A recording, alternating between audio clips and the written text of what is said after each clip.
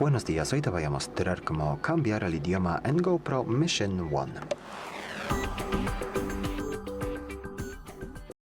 Para eso hay que deslizar el dedo hacia abajo de esta manera para ver el centro de control, y aquí buscamos el icono de preferencias de ajustes, este icono. Hay que pulsarlo, así pasamos a ajustes y desde aquí luego pasamos más abajo a esta pestaña, se llama regional, lleva este icono aquí.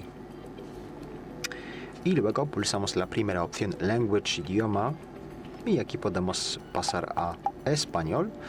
Luego hay que simplemente salir de aquí con el gesto atrás y el cambio en este caso ya está introducido, el dispositivo ya está en español.